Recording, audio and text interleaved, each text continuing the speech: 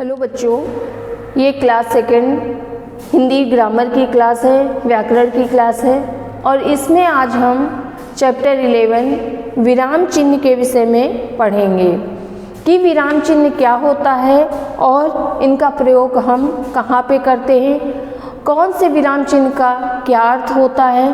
तो ये सब हम इस चैप्टर में आज समझेंगे। देखिए, विराम शब्द का अर्थ होता है रुकना। वाक्य में भाव के अनुसार कहीं पर बहुत थोड़े समय के लिए वक्ता रुकता है या कहीं उससे अधिक समय के लिए रुकना पड़ता है या कहीं पर अपनी बात को बल देकर यानी जोर देकर कहना होता है और कभी क्या होता है कि कोई प्रश्न पूछता है। तो इस उतार चढ़ाव के अर्थ मतलब जो हमारा ये प्रश्न पूछना या रुकना या कहीं पे किसी भी तरह भाव प्रकट करना, जो ये उतार चढ़ाव है, इससे क्या ज्ञात होता है कि वक्ता जो है वो कहीं कुछ कहना चाहता है। लिखते समय इनके लिए कुछ चिन्हों का प्रयोग करना होता है और कभी कभी क्या होता है वक्ता की बात का उल्टा अर्थ ले लिया जाता है। उदाहरण देखते हैं कि कैसे इसमें किया गया है।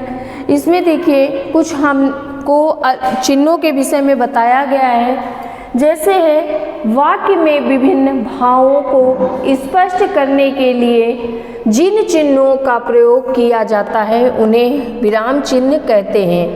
यानी कि अपने विचारों को प्रकट करने के लिए हम जिन चिन्हों का प्रयोग करते हैं उन्हें हम क्या कहते हैं, विराम चिन्ह कहते हैं। ये कुछ विराम चिन्ह हमको बताए गए हैं कि किस चिन्ह का कहाँ पे प्रयोग किया जाता है और किस चिन्ह को हम क्या कहते हैं। जो ये वाला चिन्ह है हमारा पहले वाला है, इसे हम अल्प विराम कहते हैं और जो इस तरह से लगता है। दूसरा चिन्ह है हमारा पूर्ण विराम, यानी जो एक सीधी डंडी के लाइन के रूप में खींचा जाता है वो पूर्ण विराम है। और जो एक सीधी डंडी लाइन के रूप में खींचा जाता है और नीचे एक बिंदु होता है उसे हम क्या कहते हैं, विस्मयादिबोधक कहते हैं। ये हमारा जो है वो प्रश्नवाचक चिन्ह है। अब इन चिन्हों का हम प्रयोग कब और हम जानेंगे। सबसे पहले आता है हमारा अल्प विराम, यानी कि इस चिन्ह का प्रयोग हम कहाँ पे करेंगे इसके विषय में जानेंगे। जैसे है कि अल्प का अर्थ होता है थोड़ा, यानी कि थोड़ा वाक्य में जहाँ कहीं थोड़े समय के लिए हमको रुकना आवश्यक पड़े वहाँ पर हम अल्प विराम चिन्ह का प्रयोग करेंगे। जैसे ये वाक्य हमारा है, अनिल, सुनील, मनीष स्कूल चले गए। तो ये क्या है, अनीता, सुनीता और संगीता चली गई। यानी कि शीघ्र स्टेशन पहुँच जाओ, गाड़ी आने ही वाली है। यानी कि ये इसके कुछ एग्जाम्पल हैं जिसके द्वारा ये स्पष्ट होता है कि हमको कहाँ पे थोड़ी समय के लिए रुकना है, विश्राम करना है और फिर जाके अपनी बात को हमें प्रकट करना है, यानी कि कहना है। अब दूसरा चिन्ह जो है वो हमारा है पूर्ण विराम।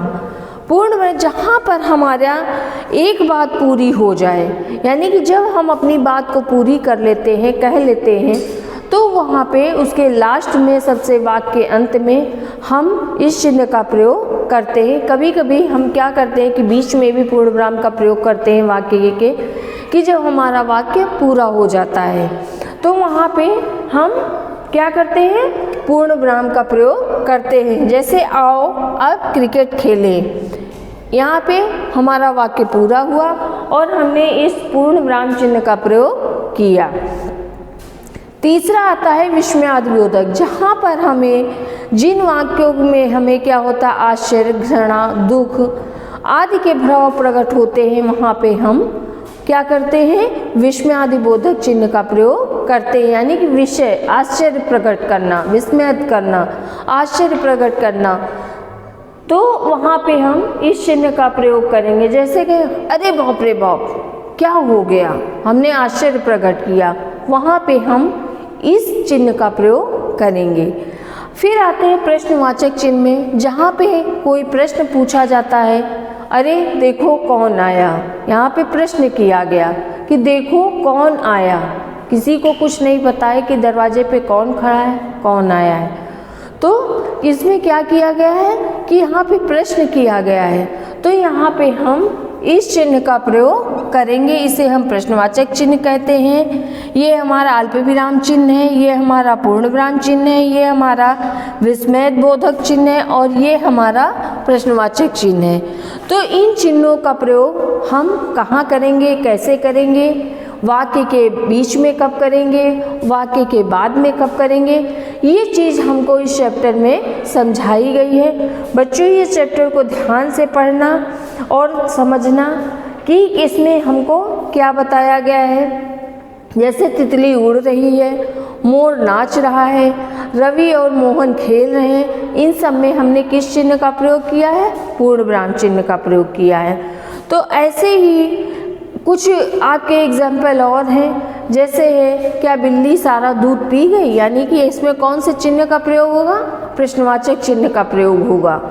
तो और कहाँ पे हमको अल्प विराम लगाना है, कहाँ पे हमको विस्मयबोधक चिन्ह का प्रयोग करना है और कहाँ पे हमें प्रश्नवाचक चिन्ह का प्रयोग करना है।